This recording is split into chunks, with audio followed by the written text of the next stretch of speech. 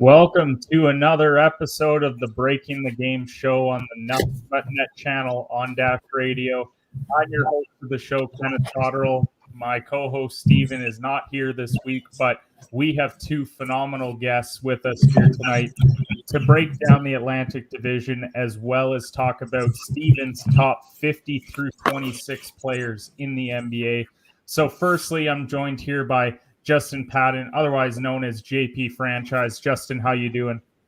Hey man, welcome. Thank you for letting me be on the show. It feels like I'm making like all-star appearances on Breaking the Game, man. Like it's awesome. But thank you for having me, man. I'm excited to get into these topics. Definitely, it's great to have you here. For those of you that don't know, Justin is a Celtics fan, so I figured I had to have him on to talk about the Atlantic Division. And we also have Edgar Acevito, otherwise known as the man behind the Off the Ball Network Twitter. Edgar, how you doing tonight? I'm good. How are you guys doing? Doing great. Really excited to talk some hoops, and it's going to be a great show here today on the Nothing But Net channel on Dash Radio. But I want to remind our listeners that this show is also sponsored by MyBookie. Use the promo code OFFTHEBALL at sign up, and MyBookie matches up to 50% of your first deposit and up to $1,000. Sign up and let's win big. So we're going to get things started. We're going to be talking about the Atlantic Division, as I said at the beginning. And the Atlantic Division was one of the best in basketball last year when you look at it from a playoff team perspective. You had Philadelphia, the number one seed in the Eastern Conference. They were 49-23. You had the Brooklyn Nets just a game behind them at 48-24. Then you had the New York Knicks, probably the surprise of the NBA season last year, 41-31. Julius Randle making an all-NBA team as Edgar celebrated all year long with his Knicks. Then you had Boston at 36-36, a team that was right in the thick of things until Jaylen Brown went down, and then they unfortunately got bounced by Brooklyn in the playoffs. And then you had the Toronto Raptors, a team that hadn't missed the playoffs since 2012-2013 season. They finished at 27-45. And I mean, when you're looking at them even from a playoff perspective, you've got Philly losing out in the conference semifinals to the Atlanta Hawks. You got Brooklyn losing to Milwaukee. Unfortunately, the Knicks lost to Atlanta in 5 games in the first round, and then Boston losing to Brooklyn as well. So, Edgar, I'm going to start with you. What did you make of your Knicks offseason? I mean, firstly, congratulations on the year last year. It's got to feel great to have that season. But what did you make of their offseason? What do you think the expectations are for the Knicks heading into this season? First of all, thank you. It felt amazing to finally have such a winning season, winning the 41 games, getting the 4th seed in the East was absolutely incredible. In terms of the offseason, I really loved the offseason that we had. I mean, we, for the most part, we addressed the needs that we had, which was scoring and playmaking. If you notice, we had Julius Randle taking a lot of the playmaking decisions on the floor because, as you know, Elfrid Payton was our starting point guard. And, yeah, I know that face says it all. No disrespect to – I don't like to disrespect any players, but, we got what we paid for in Elfrid Payton. He's not that great of a starter, maybe a solid backup, but not a starter, which eventually, of course, moved Derrick Rose to that starting point guard position in the playoff run. And Derrick Rose is good. He's a solid guy. He can still play. He shows us he can still play and he can still score, but you still need another viable playmaking guard. You can't really rely entirely on a guy like Derrick Rose, giving his injury history and his age. You still need another guy right there. And Quickly was too young to do it. We had Theo Pinson. Theo Pinson was our 3rd stringer, so we weren't going to throw him out there. But now we have Kemba Walker. The Kemba Walker addition is very solid. I think it's a high reward, low risk type of move. We got him at a decent contract. He doesn't have a player option, but that's still okay because we gave him manageable money.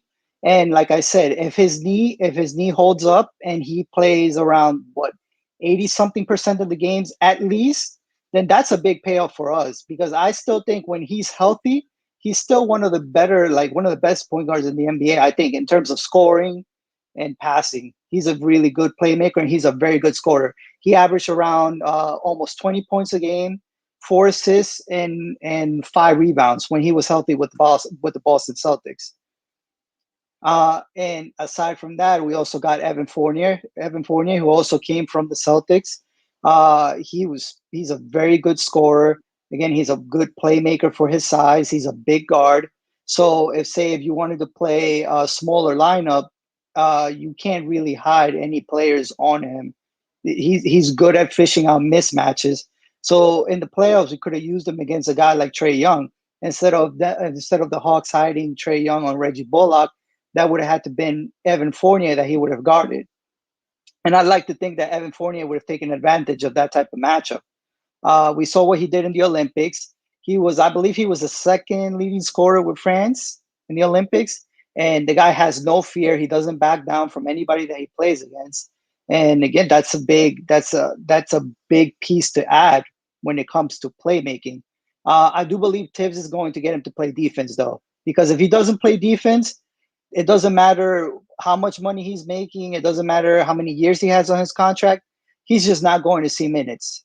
And I believe Tibbs is going to force him to play defense and be a lot more attentive to that side of the floor.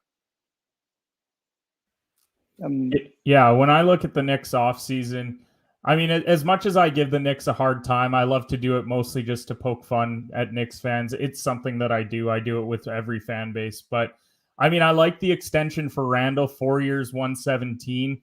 I think that's a really good contract for a guy that was an all-NBA team last year. And he showed significant signs of improvement.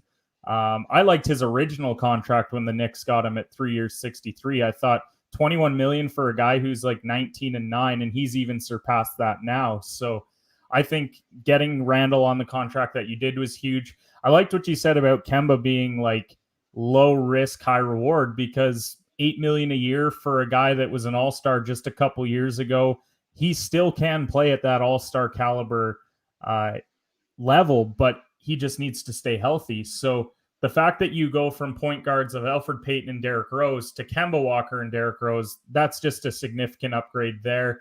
You did lose Bullock, but bringing in Fournier, I think he's going to fit in really well there for your team. Thibodeau will make him play defense. I mean, there's no ifs, ands, or buts about it. You either buy into Thibodeau's system or you're going to be sitting, and I think he will.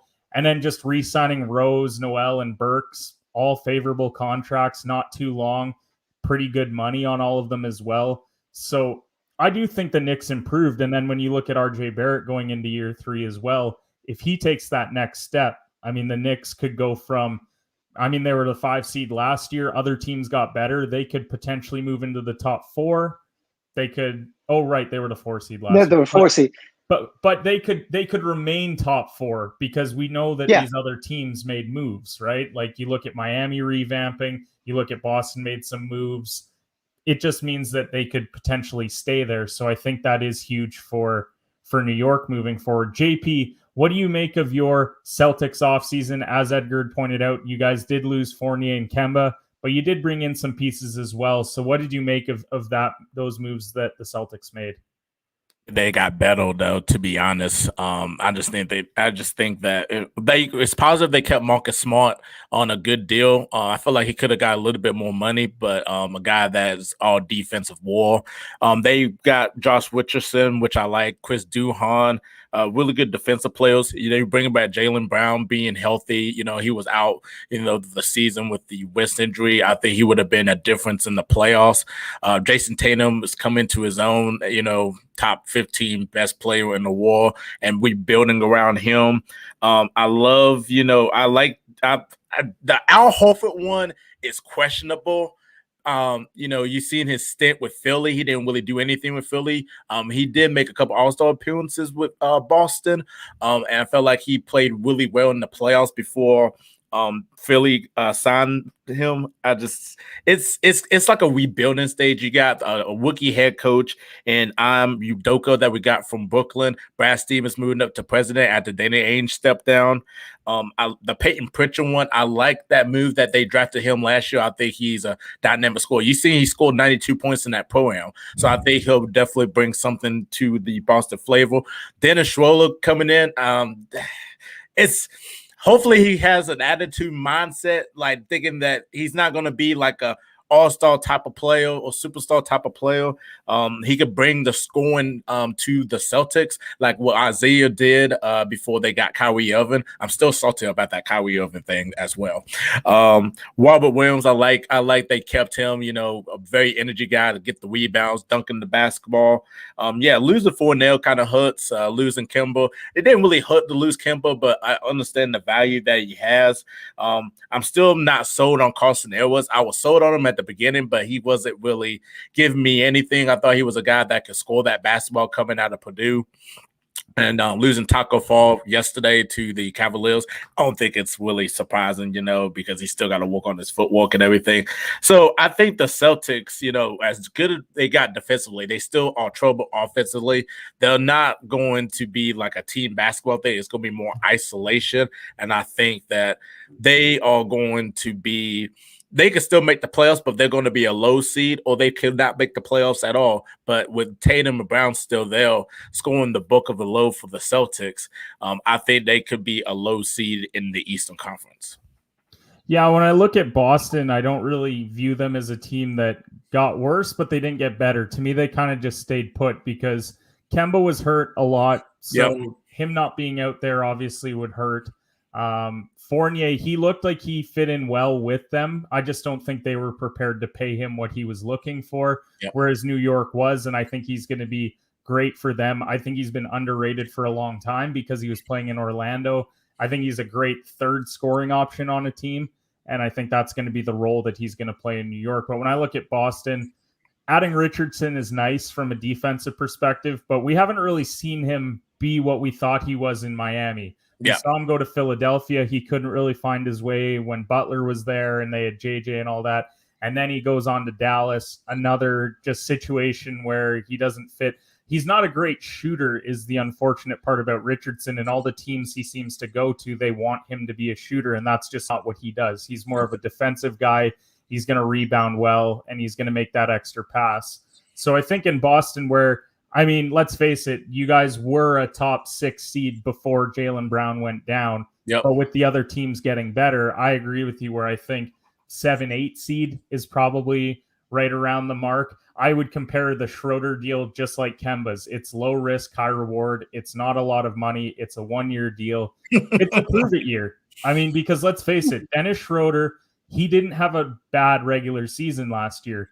But in the playoffs, when you're going 2 for 11 and 1 for 9 and consistently not showing up on a Lakers team, obviously as a Lakers fan, you're no showing in a playoff series where they desperately needed you to show up because Davis was hurt, LeBron was hobbled, and he just no-showed. So that's why so many teams were reluctant to pay him long-term. Now, if he comes back, I don't see Boston getting out of the first round this year. It just feels like a first round and out once again for them. But if he comes in and has a good playoffs, like he averages, let's say 18 points and 6 assists, and he's got some rebounds and he looks solid, he's shooting efficiently, I think he will be due for one of those 4 years, $100 million type deals, $80 million type deals. Because if you're producing in the playoffs, then your value is going to be there at the point guard position because a lot of these point guards are locked up long-term anyways. So he's going to be one of few on the market that's going to have a lot of value if he shows up in the playoffs. But when it comes to the other 3 teams in this division, you've got Brooklyn, who, they made a lot of moves for a team that you think of just Kyrie, Harden, and Durant, because you retain Blake Griffin, Bruce Brown, you bring in Patty Mills, you bring in James Johnson. They drafted Cam Thomas, which based off of Summer League play looks like it could be one of the steals of the draft. He's a guy to keep an eye on for 6th man of the year or all rookie first team, second team type guy. They did get rid of Shamet and they had to give up Spencer Dinwiddie, but I think we all knew Dinwiddie was not in the long-term plans of the Brooklyn Nets. The second they made the move for Harden, his days were kind of numbered for them. When we're looking at Philadelphia, everything with Philadelphia depends on Ben Simmons because we know that he demanded out yesterday, said that he's not reporting to camp. But what can Philadelphia truly get back for him? And it was something that I was talking with Mo about on my show last night. And what is the real value of Ben Simmons? Because Is he top 25 player? Probably not. Is he top 30, 35? I would say he's in around that range. So what does that command as far as a trade goes? Edgar, I'll ask you this. What do you think Ben Simmons' trade value truly is right now? Well, I certainly don't think his trade value is what they were asking for before with the Warriors. No. Definitely not that high. I mean, if he could shoot, and I know we've heard that a million times before, if Ben Simmons could shoot, if he had a three-point shot, he would be miles better than what he already is. I know everybody gets tired of saying that, but that's the reality of it. If he was a better shooter, I mean, you could see the Warrior, and you could see the Sixers demanding that type of trade originally. I think, honestly, at this point, though, giving all the side stuff that's happened with him not wanting to report to Cam and him saying that he's done with the Sixers, I think the Sixers might really have to lower their asking for him. I mean, it's just at this point, it's kind of like you just have to get the best what you can get. I mean, if somebody offered the Sixers, I guess, one first-round pick and a second-round pick, and maybe like a very solid, like young player, then at this point you kind of have to take that, because it's just, like I said, it's just too much side stuff has been said and has been happening for the Sixers to demand much more in a trade. That's been my big issue with Philadelphia, and the handling of this was at the end of the year, you knew that he wasn't going to come back, because after the way they lost in the playoffs, let's face it, they had no business losing to Atlanta with the talent that they have on their team.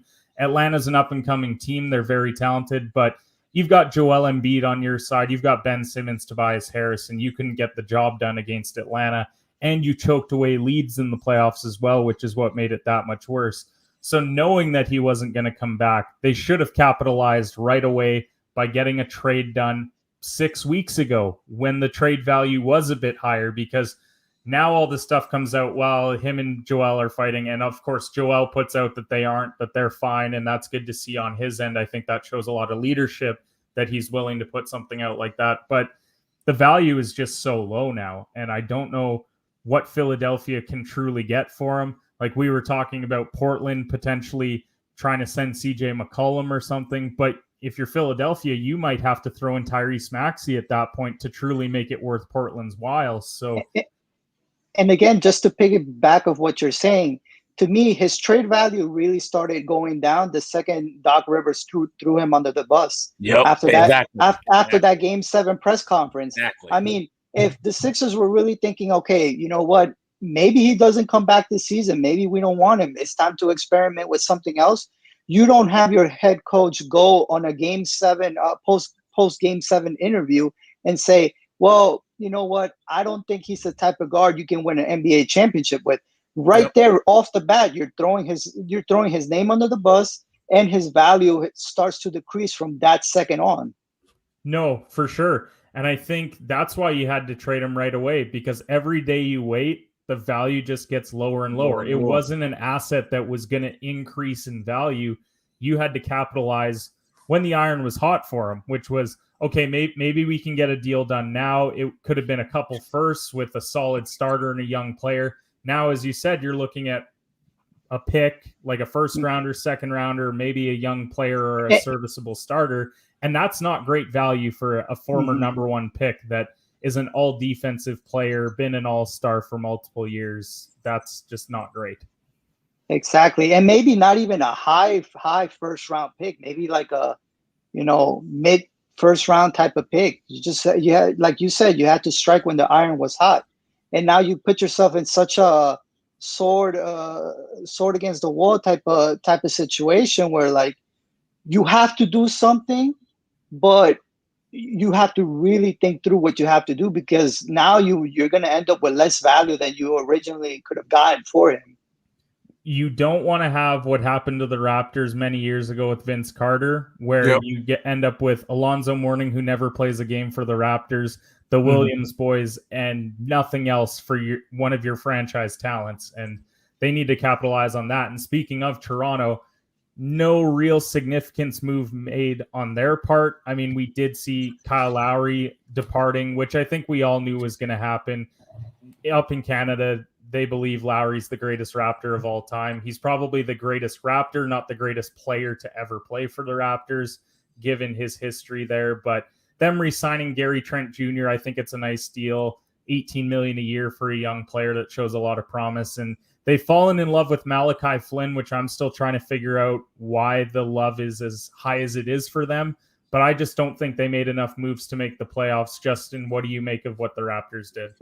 They didn't make Willie any moves. They're still trying to figure out a way to trade Pascal Ciaco. We keep hearing that he might be a Golden State Warrior. So you thought Pascal Ciaco would be a franchise guy, and apparently the president think that he's a lot smarter than what a lot of fans think that should be happening, but he is not.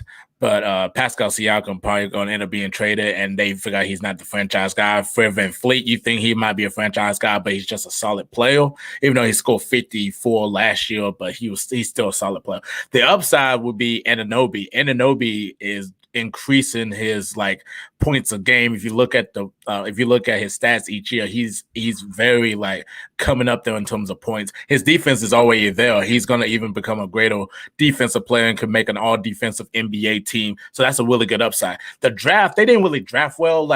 You would think they would get a Jalen Suggs for leadership purposes, but then they got Scotty Barnes, which I don't understand. He's a defensive player, but he's not he doesn't bring that leadership or the scoring to the Raptors. So it's still questioning with that one.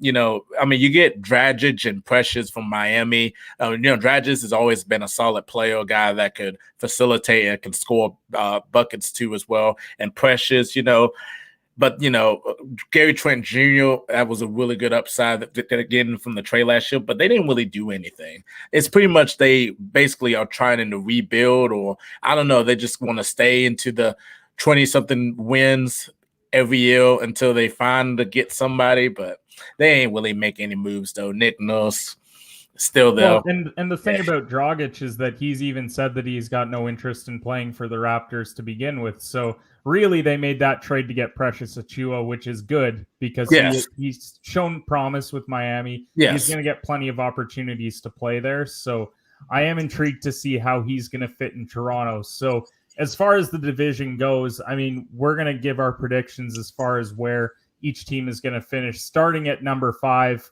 I think we all have Toronto. Can we lock that in as Toronto is the 5 in this division? Yeah, I think so. I think Toronto finishes last in the division. I mean, one of their biggest signings in the offseason was Svi Mykhailiuk, I believe, if I'm saying that correctly. I mean, he's a solid shooter, but he doesn't move the needle at all. So when you have to get excited about a player like that, then, the season is not really going to be something you got to look forward to. Sorry, Drake. I think they'd be lucky to win 30 games next year. That would kind of be my range for Toronto. At number 4, Justin, who have you got it for? My Boston Celtics. I think, like I said earlier, they didn't really improve a lot. I mean, they didn't do worse, but they didn't really improve. ISO ball still a factor. They got a good defensive team. They got some good defensive guys, but losing, Fournier and Kemba Walker kind of hurts. And you don't know what they're doing. You got a rookie head coach, Brad Stevens. I don't know if Brad Stevens is going to implement the rookie head coach to play in his style. I think the Celtics will be a low seed because Jason Tatum, that's the only thing I'm going to give them a low seed is Jason Tatum, Jaylen Brown, bulk of scoring. And, hopefully they can stay consistent and hopefully the chemistry will still be there. But Celtics at number 4. I've got Celtics at 4 as well. Edgar, who have you got it for? I got the Celtics at 4. I mean, the only way they can possibly move up, and maybe that's to 3rd place if Jaylen Brown and Jason Tatum were to have monster seasons, and they were to remain healthy, and if they can get something decent out of Schroeder. Because I know we all like to make the jokes and say Schroeder, lost the bag and all that. But at the end of the day, Dennis Schroeder is still a pretty solid basketball player to have. Yeah. Yep. He just wasn't worth what he was commanding. After. He was like Simmons, the value just appreciated with the way that he played in the postseason. Boston, for me, they're they're going to hover around like 42-40 type record. Like they're going to be right around 500, maybe a game or two above, which is probably enough to get you into the playoffs in the Eastern Conference as a 7 or an 8 seed. My third place team, I got Philadelphia right now because the uncertainty around Simmons is just like what are they going to get back here? I mean, if they actually went out and got CJ McCollum, for me, they move up to 2. They would leapfrog the Knicks. But given we just talked about the fact that it's depreciating value, I don't know if they're going to get that for him. JP, who do you have at 3? The Philadelphia 76ers. The Simmons one is like up in the cloud and everything. I like that we signed a Danny Green, a 3-point shooter and defensive player. You still have Tobias. You still have Embiid, who just got the $196 million max, so you know who's going to be the guy. You still got Steph Curry. Andre Drummond, we keep forgetting about him. He signed with Philadelphia. It's questionable with him. I think he'll be a good backup to Embiid, or he could be a starter if Embiid gets hurt. But Philadelphia, Doc Rivers, the coach that he is, a good coach, but I don't think he'll take that team to the next level. So, yeah, this one, so Philadelphia is going to probably be the third best one out of the Atlantic division. Yeah, and they did draft Springer, Petrusev, and Bassi. I did think that they had a pretty good draft, but how much are they going to play on a team that has playoff aspirations is the issue. Edgar, who would be your 3 through 1? To me, 3, I think I'd put the Sixers there. If they lose if they keep Ben Simmons and somehow they manage to keep him happy, which I don't think they will, but if they do, I think they can finish either 1 or 2. But without Ben Simmons there, I think they finished 3rd. And we saw 2 years ago in the bubble how much the Sixers struggled when they lost Ben Simmons to that knee injury, and Joel Embiid was basically the sole guy there. We saw how much they struggled in the playoffs. That's going to translate into the regular season this year if they don't have Ben Simmons. And not only that, but, they lost Dwight Howard. And I know Dwight Howard is not the guy that he used to be, but he was still a pretty solid backup center for Joel Embiid. And he gave Embiid some decent time to rest on the bench when he could. Yep. I don't think Drummond is better than Dwight at this stage. Whether he starts or whether he backs up, he's not better than Dwight. So again, that's another loss for them. And I think they finished 3rd. There's an upside with Shake Milton. I like him if he plays consistent. That's the only problem. Yeah. Well, that's the story with Shake Milton. It's always been that story. He shows you flashes here and there of being able to score the ball and stuff, but then he has other games where he completely looks out of it. Like he can't do anything right. Exactly. And I think from there, we both know, or all 3 of us know, the Knicks would then be our 2nd seed in this division, with the Brooklyn Nets finishing 1st, potentially 1st in the conference, depending on health with that team. So the Atlantic division, it's going to be a ton of fun to watch. There's going to be a lot of great games, even within this division. Like I'm going to be tuning in when it's Knicks Philly, when it's Boston Brooklyn. Like there's going to be a lot of great games within this division. And I truly think it is one of the best in basketball. Mm-hmm. So with that, we're going to head over into the top 100 players list. Now, as I said at the start of the show, my co-host Steven is away for the next little bit, but we do have his list. What better way to poke fun at Steven while he's away than dissecting his list? And we'll be dissecting mine next week as well. So don't worry, Steven, if you're listening, you will definitely be seeing my list on here as well. So we're going to start with Steven's players 50 through 46. I'll give you a bit of a breakdown of why I think Steven has them here. And then you guys can weigh in on maybe a player that you like here, or maybe a player that you're not as high on as he was. So starting with the first 5, the 50th ranked player for him was Kristops Porzingis. Now, on my list, I had him a bit higher. I had him up at 71. He was still a 20-9 guy last year. Despite all the talk of him and Luka not working, I do think he still brings a lot to the table. I just don't know if he brings a lot to the table in Dallas. It doesn't look like a great fit, but he's still a talented player. When you can hit threes and you're 7'3", I mean, there's a ton of value to be had there. So I get why Steven has him here at number 50. Number 49, he's got Pascal Ciaco. We were just talking about him with the Atlantic division. Last year, he was 21-7-4, but he was only a 45% shooter, which for a guy that tries to score in the paint as often as he does, it's not a great look. And he's only a 29% three-point shooter, which I think hurts his value a bit. But I like Siakam a little bit more than Steven does, and maybe that's the Canadian bias coming into it. But I do think Siakam still has a lot to bring to the table. I don't know if his trade value is as high as the Raptors think that it is, but if he stays there, he's probably still their number one option moving forward this year. At 48, LaMelo Ball, Rookie of the Year. I had him last week on my list at 52, so I think we're in about the same range for LaMelo Ball. When you're 15, 6, and 6, that's really solid numbers for a rookie season. The one concern with him coming out of the draft was, can he shoot the basketball consistently? He was a 35% shooter from downtown, so I think he silenced a lot of his haters by being able to shoot as well as he did early on in his career. At 47, we got a guy that was an all-star in Nikola Vucevic, but 23, 11, and 3. He shoots 40% from downtown as a center. Now, he doesn't take them at the clip that guys like Steph do, but the fact he's a 40% shooter as a 7-footer is also really impressive. I think Steven having him here, a lot of it has to do on the defensive side, because we know Vucevic doesn't play a lick of defense, and I don't think he ever will. So I think that's why he would have Vucevic here. And then at 46, we were very divided on this one, because he's got Klay at 46, hasn't played in 2 years. I think he's capable of being here. I had him at 75 last week. The reason being, we got to see it. We got to see what he's going to be like, because if he's 80% of Klay Thompson, he's going to be a little bit lower on this list than 46. But if he's 100%, I think 46 is definitely a good range for him. So, JP, what do you make of 50 through 46? The Klay Thompson one, 20% of Klay Thompson is better than half of the NBA players today. I would just say that for sure. But, the injury, Klay Thompson would be a little bit higher if it wasn't for the injury, and he haven't played in 2 years. The LaMelo Ball one, he's going to continue to rise. Rookie of the Year, a guy that's Charlotte's going to be a playoff team.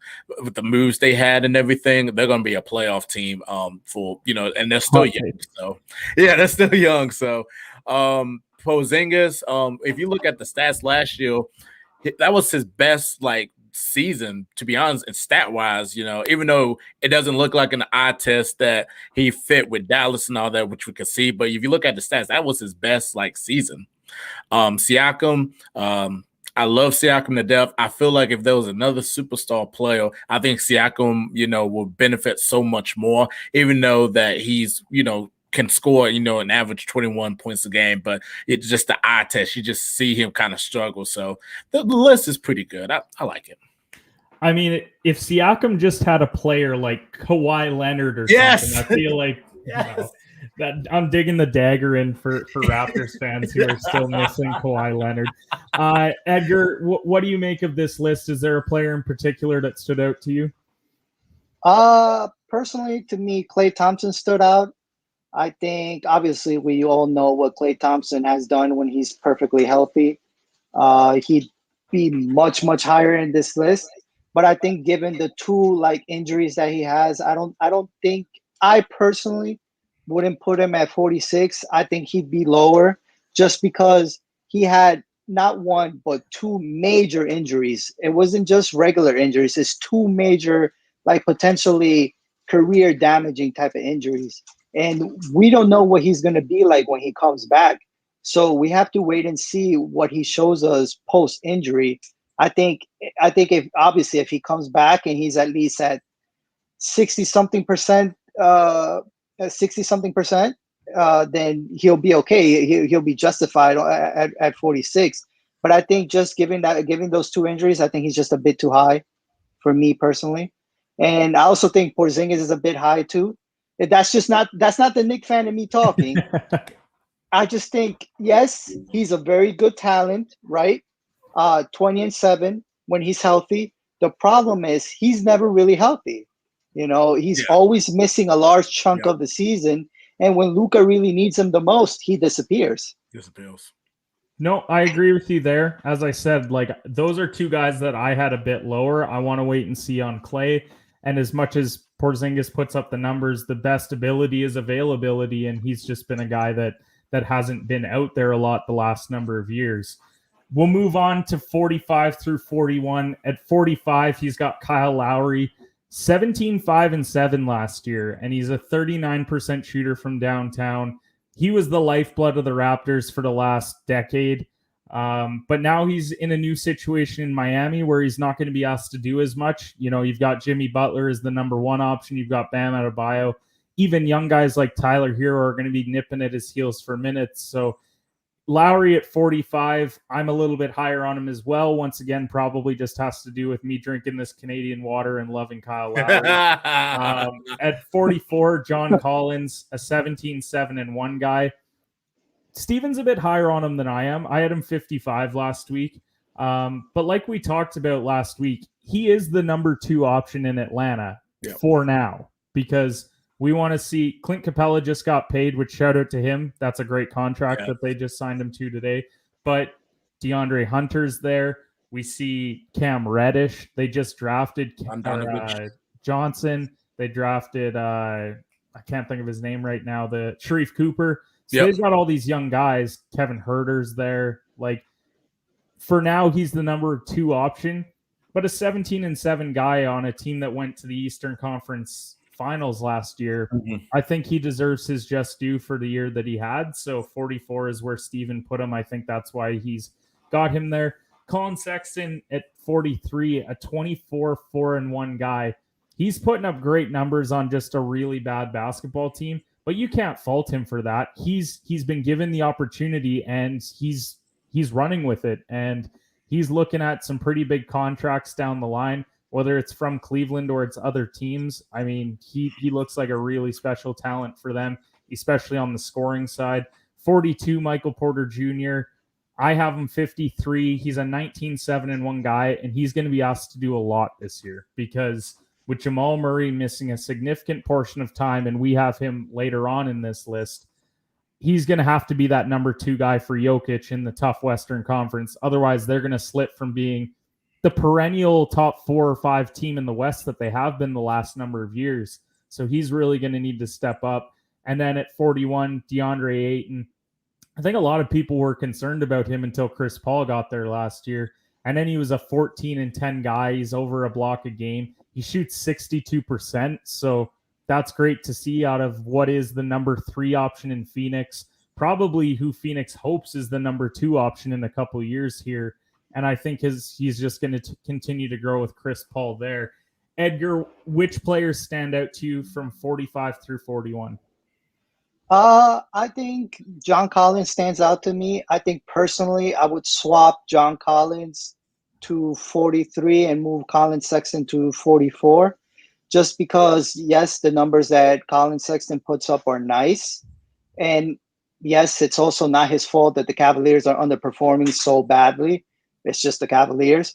But I think it's a lot easier, in my opinion, to put up bigger numbers on a losing type of team.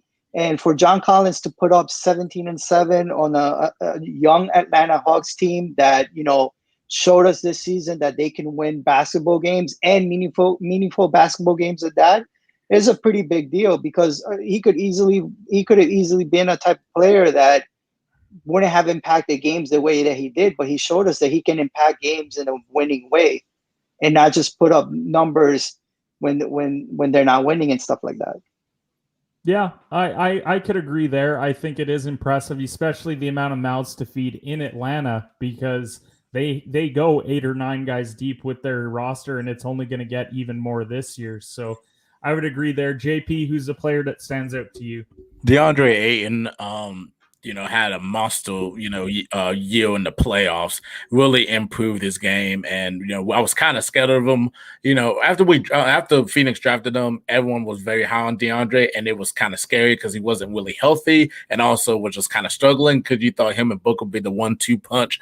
But, with him having that monster win in the playoffs like he did, he justify his due. So I like him at 41.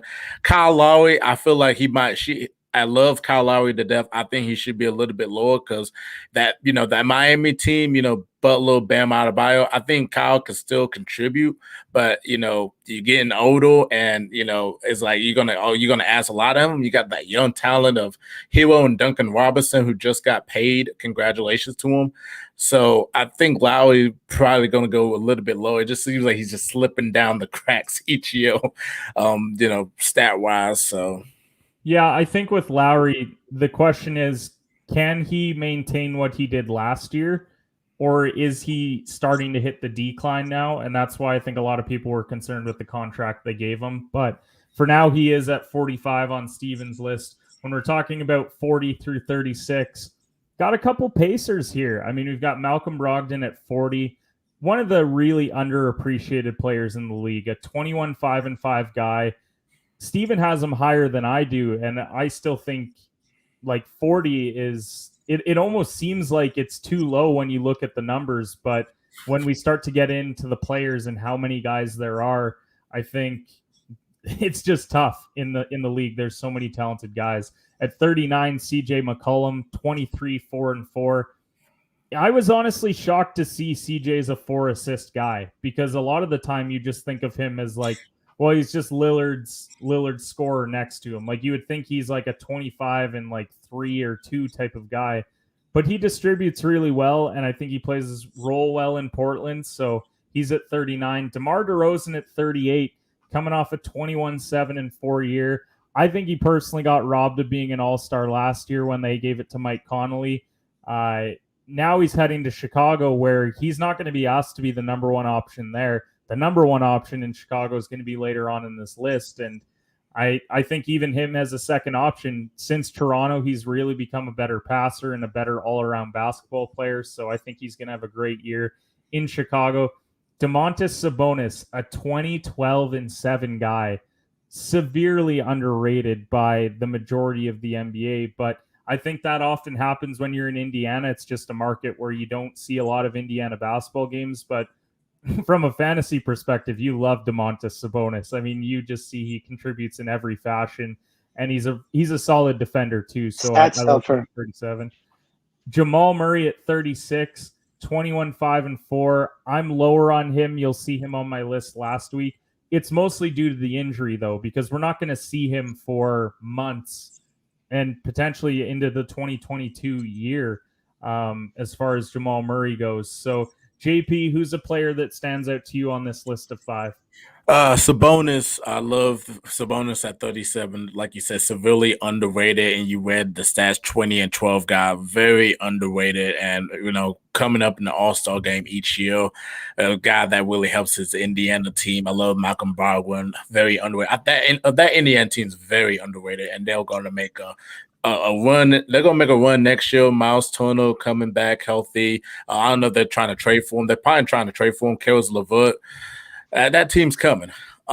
Jamal Murray, like you said, Kenneth, I got him a little bit lower just because just the injury perspective.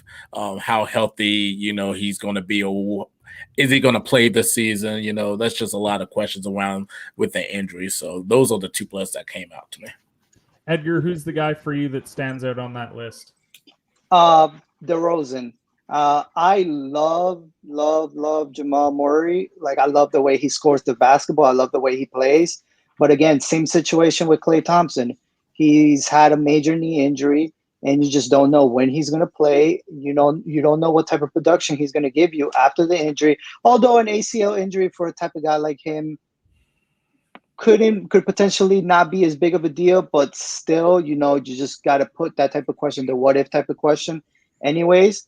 But again, DeRozan really impresses me because I used to view DeRozan as, just a pure type of scoring guy who wouldn't really rely on a 3-point shot because he didn't really have a 3-point shot, but he's learned how to really recraft his game. He's become a solid passer, a very solid playmaker. And you could see that even without shooting the 3-point shot, which is huge in today's game, he's learned how to take that next step and still stay relevant in the later stages of his career. Like, he can still play at a very high level. And I think now that he has more running mates, like he has Zach Levine, he has Vucevic, he has LaMelo. He can focus on what he does best, which is the scoring. And if he does choose to play make, he has a lot of really great options to go to. Yeah, he met Lonzo, everybody. He met Lonzo, not LaMelo. Yeah. Oh, I'm so sorry. No, you're good. At least I didn't say LiAngelo. Yeah, that would have been a lot worse had you gone LiAngelo. And at least we've had LaMelo on this list, so shout out to him. But yeah, I agree. DeRozan's transformed his career, and it's great to see. When we head into players 35 through 31, Julius Randle at 35, a 24, 10, and 6 guy. We're talking about a guy that last year was an all-NBA player. I think he's getting a bit slighted based off of the rankings, but they're also not mine. So Steven probably has his justification for Julius Randle. At 34, Drew Holiday, 17, 6, and 4. One of the best two-way players in the NBA, especially on the defensive end. He's one of the best on-ball defenders there is. 33, Brandon Ingram, 23, 5, and 5. He plays second fiddle to Zion, but he's a legitimate all-around player. I think of him a lot like a younger DeRozan, where everyone just thought that he was a scorer, and to see him getting those assist numbers up, his rebounding up, it's a great sign for Brandon Ingram there, because the Pelicans need to get good fast as the Zion clock is ticking. 32 for Ben Simmons, 14, 7, and 7. He shoots 55%. Obviously doesn't shoot. He lays in 55%. But he's one of the best on-ball defenders in the world. He's up there with Drew in that aspect. And then De'Aaron Fox, a 25, 7, and 4 guy, 47% from the field. I hope he gets out of Sacramento and really gets to showcase what he can do, because he's one of the best young players in the league. So, Edgar, I don't think I have to ask, but who's the one guy on this list that you might have an issue with or think he should be a bit higher? I got to go with my guy Julius Randle. That's a given. I mean, I don't want to make Knicks Twitter mad either, but that's my guy right there. He showed us, like, for him to turn into an all-star player, most improved player, and all NBA in one season. That's pretty. I mean, you got to say that's a bit unprecedented. Like, not many players get to do that all in one season, a shortened season full of the whole COVID thing, and so many questions. He came in refocused after the tumultuous year he had prior to, and he didn't let that affect him. He came back and he just, showed everybody that he is a legit force to be reckoned with. And I think he can only get better from this. I mean, we've seen that he's a type of guy, when he says he's going to do something, he doesn't, and he did. He's really shown us that he's a really good player. But I want to point out one more player on the list, though. For me personally, Drew Holiday. I mean, what can't you say about Drew Holiday? I mean, NBA champion, Olympic gold medalist now. And he's always been that type of underrated guy where a lot of people didn't show him love because either he wasn't playing in a big market or his numbers weren't like eye-popping. But to me, I think he deserves to be a little bit higher on that list, because he's like a Swiss Army knife. He can score, he can pass, he can play make, and he's a really, really outstanding defender. JP, who for you on this list? Ego said it best with Drew Holiday. I think he should have been bigger, at least higher than Brandon Ingram. The De'Aaron Fox one, very slept on. I'm glad Steven gave him the respect to De'Aaron Fox, even though he plays on a bad Sacramento Kings team. I had him on my fantasy last year. This guy, man, it's just, I watch his games, unbelievable guard. Like, nobody don't really talk about, very slept on. It's just like with Damian Lillard. Nobody never talked about him until you see him in the playoffs and all that. So De'Aaron Fox definitely deserves to be number one, not number one, but W1. But go watch his games. I'm telling you, De'Aaron Fox. If you can find Sacramento games on TV, then you have to watch them. And Edgar, Edgar, I will give you this much. I I gave Randle more credit, and I'm not going to tell you where he is, but know that he is not on my list next week of 50 through 26. So he is a lot higher on my board moving forward. And so the last 5 players tonight on Steven's list, we got Ja Morant at 30. I wasn't that high on Ja until I saw him in the playoffs last year. 19, 7, and 4. I wasn't saying that he's not going to be a great player, but my goodness, I wasn't sure if in year 2 he had that much capability yet. I thought he was a guy who needed a couple more years and then he would be a star. To me, he showed up majorly in the playoffs, and it was great to see. 29, Shai Gilgeous-Alexander, 23, 6, and 4 guy. He's just in a really bad team right now. They were trying to trade him this summer, and to be honest, I was hoping that he was going to, but he's going to have to tough it out in Oklahoma City for a few more years and hopefully get some players around him. Jaylen Brown at 28, 24, 6, and 3. Phenomenal on the defensive end. I can't say enough good things about Jaylen Brown. We already touched on him during the Atlantic Division. 27, Karl Anthony Towns, 24, 10, and 4 guy. Like Shai Gilgeous, just on an awful franchise, but it's a franchise with more hope than Oklahoma City, with Russell coming back at 100%, Anthony Edwards showing signs last year entering year 2.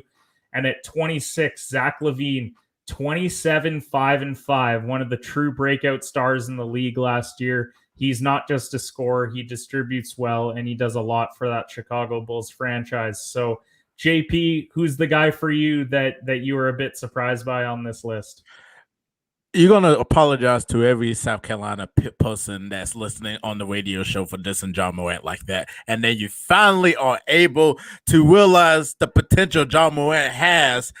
Like I said, he's coming. He's already coming. So, but I'm not going to talk about Ja Morant. I love that, Steven giving Shai Gilgeous-Alexander a lot of love because he's so good. If you watch his games, he is just unbelievable. He's very close to being an all-star, but like you said, he's on a bad team in OKC.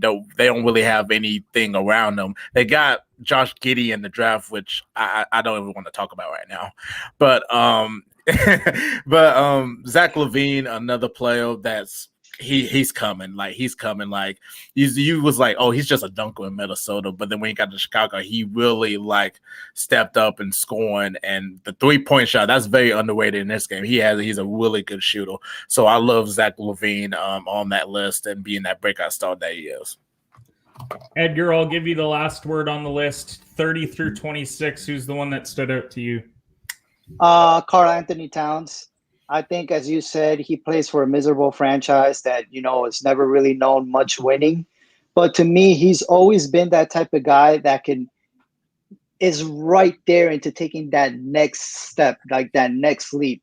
To me, he has some MVP type of talent. But if he was surrounded by really, really good talent and better coaching and just maybe a better franchise, I think he could take that next type of step. I just think he's that good. But the problem is he's never been surrounded by real good talent, no good coaching, and that really, really affects the player. Outside of that one outlier year with Jimmy and Wiggins, because that was the only year where they at least went to the playoffs and we saw that what he's capable of with those talents around him. But I agree.